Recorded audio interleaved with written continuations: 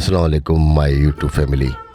आज हम बना रहे हैं बरसगीर की सबसे मकबूल जायकेदार बेसन के गट्टे की सब्ज़ी। यह सिर्फ एक सब्ज़ी नहीं बल्कि बरसगीर के उन रवायती डिशेस में से है जिन्होंने नस्लों का जायका संभाल रखा है। जब घरों में सब्जियां कम होती, गोश्त हर रोज़ नहीं पकता था, तब घरेलू ख़वातीन सिर्फ बेसन मसालों के मिलन से ऐसा शाहकार बना देती थी कि पूरा ख़ानदान उंगलियां चाटता रह जाता था। बेहतरीन जायका हमेशा महंगे अज्जा से नहीं बनता बल्कि खुलूस, सब्र और सही तरीके से बनता है। यही तो असल ताकत है रवायती खानों की। यह सिर्फ जायका नहीं देते बल्कि ये यादें भी बनाते हैं और दिलों को भी सुकून अता करते हैं।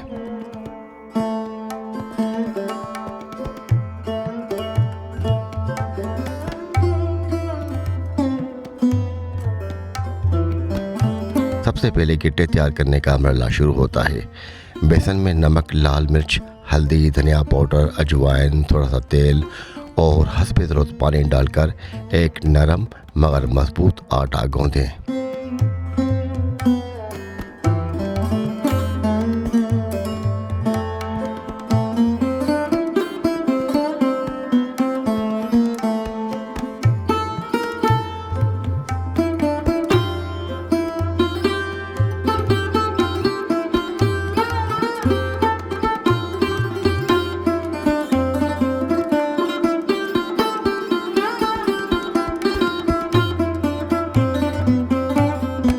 अब इसके लंबे लंबे रोल बनाएं।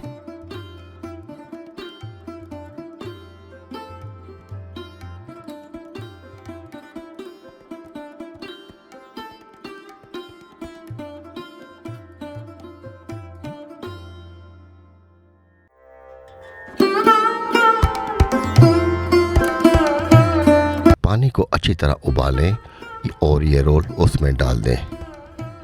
चंद मिनटों में ये पक जाएंगे।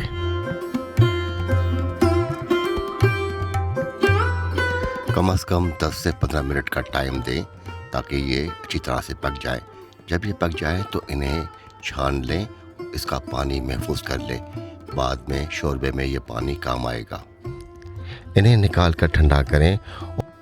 अब इन्हें आधी उंगली के बराबर कतले की सूरत में काट लें। यही छोटे छोटे गट्टे बाद में सालन की जान बनाएंगे। अब चलते हैं ग्रेवी की तरफ। देगची में तेल गरम करें। जब तेल गरम हो जाए तो हमने जो दो मीडियम साइज़ की प्याज चॉप करके रखी थी वो इसमें शामिल करें। उसको हल्की आंच पर भूनें जब तक इसका रंग सुनहरा हो जाए। जब ये गोल्डन ब्राउन की शक्ल में आ जाए तो अब इस स्टेज पे हम इसमें अदरक लहसुन के पेस्ट के 2 बड़े चमचे भर के डालेंगे। अदरक और लहसुन के पेस्ट को प्याज के साथ तकरीबन 1 मिनट तक भूनेंगे ताकि इसका कच्चापन दूर हो जाए और प्याज भी नरम हो जाए। अदरक और लहसुन के पेस्ट की अच्छी तरह भुनाई करने के बाद जो पानी हमने बेसन के गट्टों का बचा कर रखा था वो इसमें थोड़ा सा तकरीबन 6-7 बूंदें शामिल करेंगे ताकि हमारा प्याज नरम हो और कैरेमलाइज्ड हो। जब प्याज अच्छी तरह से कैरेमलाइज्ड हो जाए तो इसके बाद टमाटर और तमाम मसाले डालकर अच्छी तरह भूनें। पाउडर मसाले में हमने नमक डाला है, लाल मिर्च, कुटी हुई लाल मिर्च, जीरा पाउडर, उसके अलावा धनिया पाउडर, कसूरी मेथी और वेजिटेबल मसाला और आधा चम्मच गरम मसाला पाउडर वो भी हमने इसमें शामिल किया है। अब हम भुनाई करेंगे। टमाटर और प्याज की इस तरह से भुनाई करनी है कि ये आपस में यकजान हो जाए। अब इस स्टेज पे हमने जो गट्टे काट के रखे थे वो भी इसमें शामिल करेंगे। इसको मिक्स करेंगे और अच्छी तरह से इसकी भुनाई करेंगे। इस स्टेज पे हम नमक और मसालों को भी चेक करेंगे।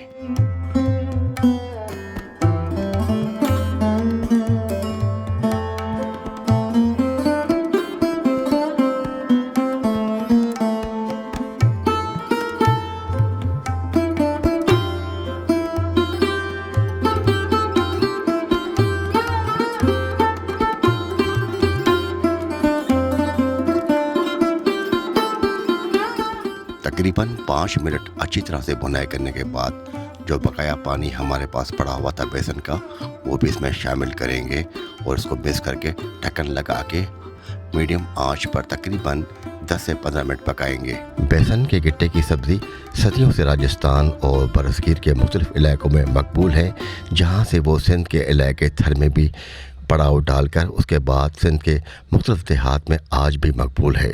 وقت کے ساتھ ساتھ اس میں دہی، مختلف مسالے اور علاقائی انداز شامل ہوتے گئے، لیکن اس کی اصل روح آج بھی ویسی ہی ہے۔ اگر آپ کو روایتی دیسی کھانے پسند ہیں اور چاہتے ہیں کہ ہماری پرانی روایات نئی نسل تک پہنچتی رہیں تو ویڈیو کو لائک کریں اور اپنے دوستوں اور خاندان کے ساتھ شیئر کریں اور ہمارے چینل کو سبسکرائب کریں۔ کمنٹس میں ضرور بتائیں آپ کے گھر میں بیسن کے گٹے کس انداز سے بنتے ہیں۔